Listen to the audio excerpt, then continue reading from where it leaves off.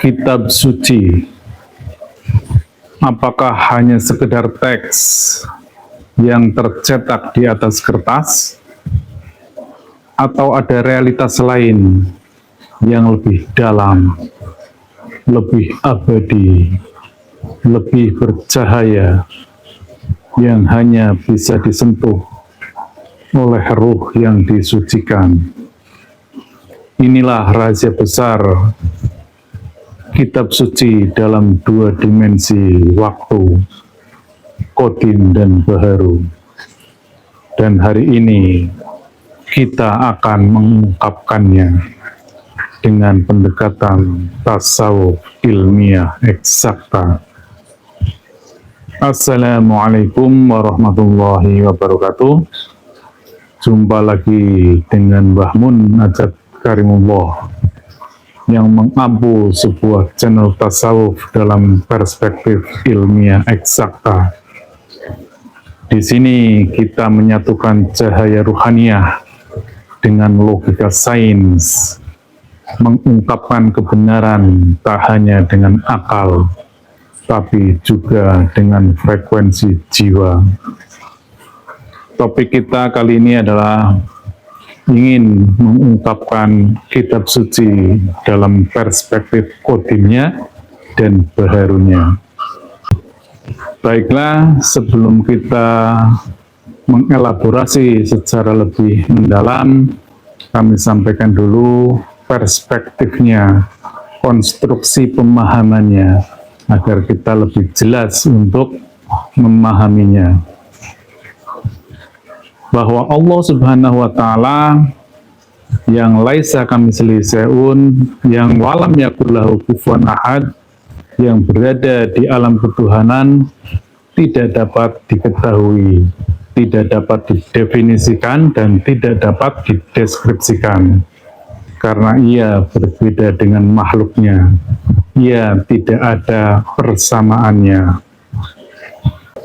Termasuk seluruh entitas yang melekat pada dirinya, baik nama-namanya, sifat-sifatnya, af'alnya, dan zatnya, semua sifatnya laisa kamitslihi syai'un. Salah satu persifatan beliau adalah maha berkalam, dan kalamnya di alam ketuhanan disebut dengan kalamullah. Dan itu pun tidak terdefinisi dan tidak terdeskripsi. Allah adalah perbendaharaan yang tersembunyi. Untuk mengenal dirinya, maka diciptakanlah makhluk. Sehubungan dengan hal tersebut, maka kalamullah agar bisa dipahami oleh manusia di bumi ini, diturunkan derajatnya, diturunkan kadarnya ke alam qadim. Itulah yang namanya kalam qadim. Dan kalam qadim berada di Lauh Mahfuz.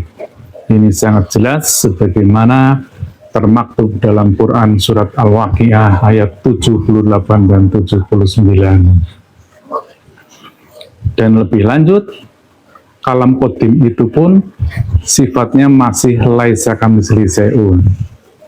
Karena qadim adalah sesuatu yang baku, sesuatu yang permanen, sesuatu yang tidak berubah. Namun Allah mengizinkan hamba-hambanya yang disucikan rohaninya untuk bisa memahaminya, untuk bisa mengenalnya. Itulah manusia-manusia terpilih yang ada di dunia ini, yang menyampaikan risalah-risalahnya. Dan untuk dapat bersambung ke dalam sistem qadim tersebut, sudah pasti melalui salah satu entitas dalam diri manusia, yaitu ruh. Karena ruhani manusia juga berasal dari alam qadim, yang merupakan percikan ilahiyah.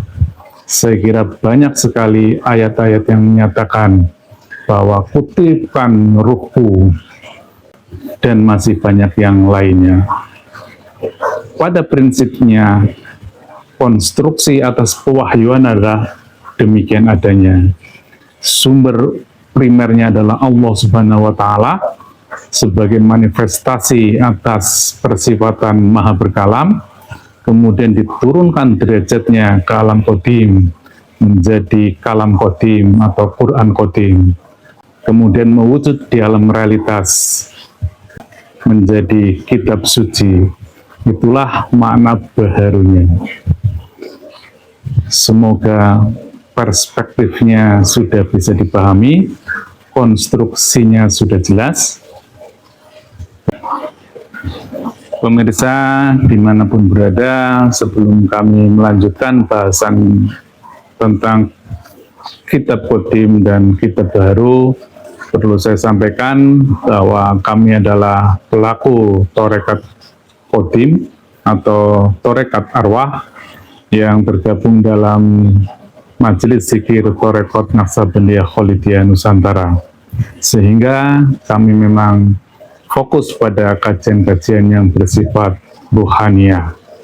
Dan tujuan kami dalam rangka udkhulu fisil mikafah, kita beragama harus lengkap, harus sempurna antara yang lahiriah dengan yang ruhaniyah, antara yang duniawi dengan yang akhirat, dan antara yang baharu dengan yang qadim.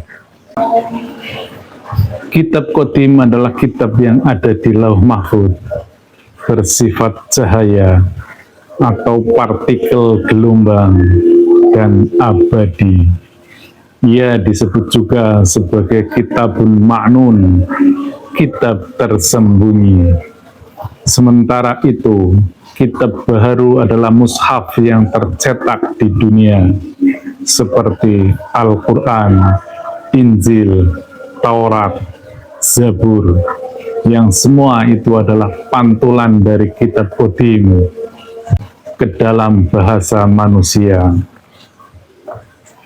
Sehingga secara tegas kita sungguhnya sudah mulai memahami apa itu perbedaan kitab qadim dan baharu.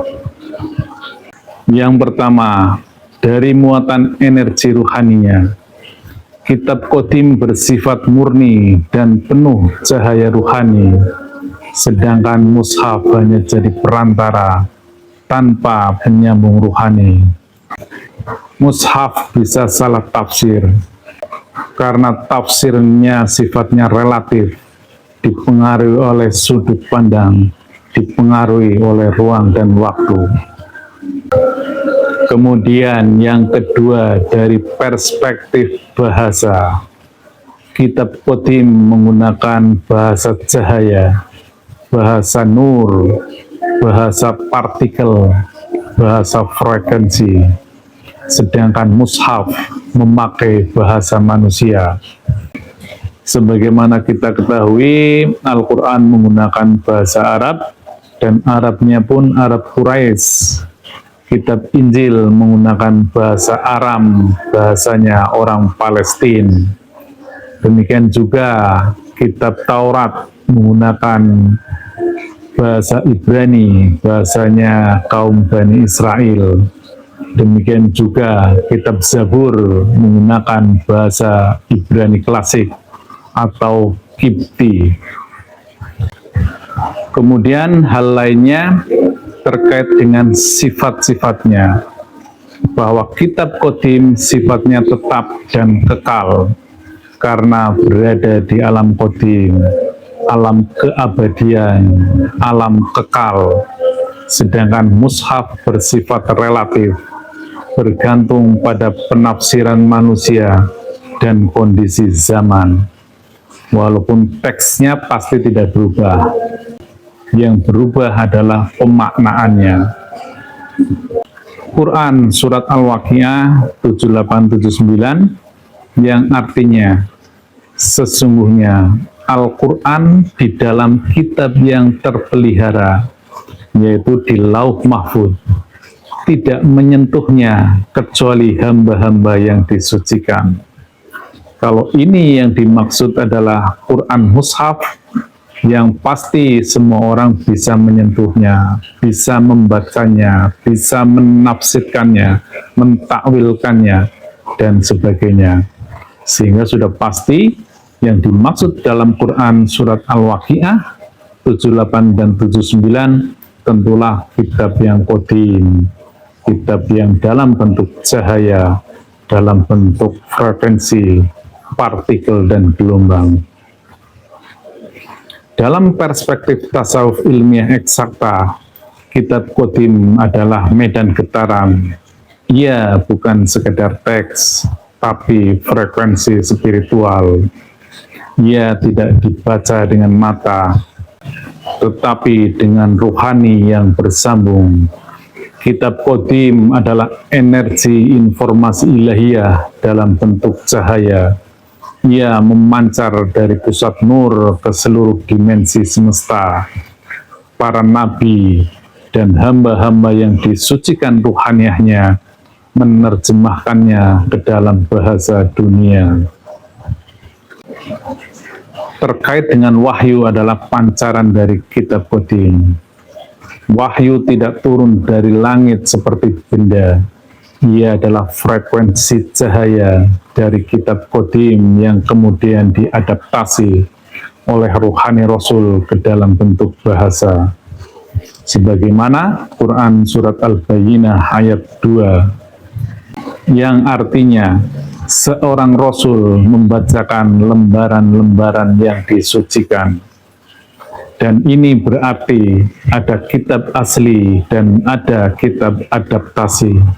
Kitab asli adalah yang qadim, sedangkan mushaf adalah wujud sementaranya.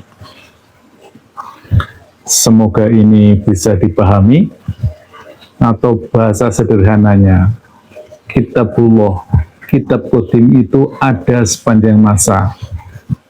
Dia tidak berubah karena sifatnya qadim. Dia mendahului alam dunia ini, kemudian mewujud di alam dunia ini menjadi Taurat, menjadi Zabur, menjadi Injil, menjadi Quran, menjadi berbeda-beda karena di-download oleh pribadi yang berbeda-beda, oleh bangsa yang berbeda-beda, oleh ruang dan waktu yang berbeda-beda. Tetapi qadimnya sama. Sampai hari ini qadimnya masih sama. Itu saja karena hukum Allah sifatnya kekal. Dia melekat kepada sifat-sifat Allah yang qadim. Hanya gradasinya yang berbeda. Allah Maha Qadim ketika turun ke Lauh Mahfuz menjadi qadim. Lebih lanjut dalam Quran Surat Az-Zukhruf ayat 4 yang artinya sesungguhnya ia, dalam kurung Al-Quran, di sisi kami adalah dalam umul kitab sangat tinggi dan penuh hikmah. Di sini sangat menarik disebut sebagai umul kitab. Semua kitab suci adalah refleksi dari satu sumber tunggal, yaitu kitab qadim. Namun ketika dipantulkan ke ruang waktu dunia, ia menjadi beragam sesuai bahasa, budaya, dan peradaban. Pemirsa dimanapun berada, hal lain yang membedakan antara kitab qadim dan baharu adalah kitab qadim adalah sesuatu yang hidup dan dialami langsung oleh para pencari Tuhan. Ia bukan teks mati, bukan sejarah beku, tapi realitas ruhani yang memancar dan menyala dalam kesadaran. Karena kitab qadim berasal dari alam qadim, alam yang tidak tersentuh ruang dan waktu, maka ia selalu hadir, selalu segar, dan selalu relevan. Berbeda dengan mushaf yang isinya adalah rekaman masa lalu. Secara bahasa Arab, mushaf berisi kisah-kisah yang dibungkus dalam bentuk fi'il madi atau kata kerja masa lampau atau past tense. Misalnya ola, kana, kataba, yang menunjukkan bahwa kejadian itu telah berlalu. Sedangkan kitab qadim itu bukan fi'il madi, melainkan fi'il hal yang selalu terjadi sekarang, atau bahkan di luar kategori itu, di luar kategori fi'il, karena Ia getaran langsung dari kehendak ilahi yang qadim. Mushaf adalah rekaman suara. Kitab qadim adalah suara itu sendiri. Mushaf adalah foto masa lalu. Kitab qadim adalah cahaya yang terus memancar dan hanya bisa ditangkap oleh kolbu yang suci. Hal lainnya terkait dengan Quran qadim, ia akan dibacakan ulang. Pasca nubuah berakhir, ada orang-orang yang disucikan rohaniahnya, yang ditunjuk oleh Allah untuk membacakan lembaran-lembaran suci tersebut, yaitu hamba yang ruhnya disucikan membaca kitab qadim.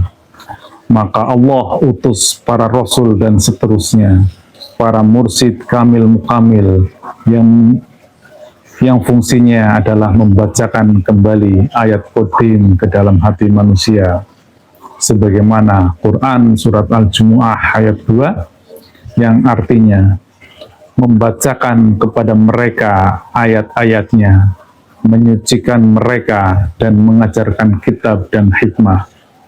Inilah fungsi mursyid sebagai penyambung rohani kita ke medan qadim.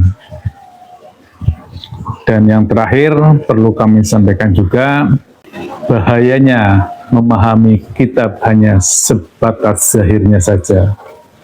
Kesalahan umat terjadi ketika memutlakan mushaf dan menafikan dimensi qadim. Dan ini bisa menimbulkan antara lain fanatisme bahasa, pertikaian antar tafsir, dan perpecahan agama. Padahal sumbernya satu, Tuhan yang satu, malaikat yang satu, utusan yang satu, kitabullahnya pun kitab yang satu. Tanpa ruhani yang tersambung, mushaf hanya jadi huruf tanpa nur. Kitab sejati adalah frekuensi nur yang hidup. Ia tidak bisa disentuh oleh tangan, tapi hanya oleh ruh yang disucikan. Tasawuf ilmiah mengajarkan kita, jangan hanya membaca teks, bacalah medan cahaya di baliknya. Karena hakikat kebenaran bukanlah bunyi, melainkan getaran rohani yang menyatu dengan Sang Maha Cahaya. Demikian, billahi anta maksudi wa ridhoka matlubi. Wassalamualaikum warahmatullahi wabarakatuh.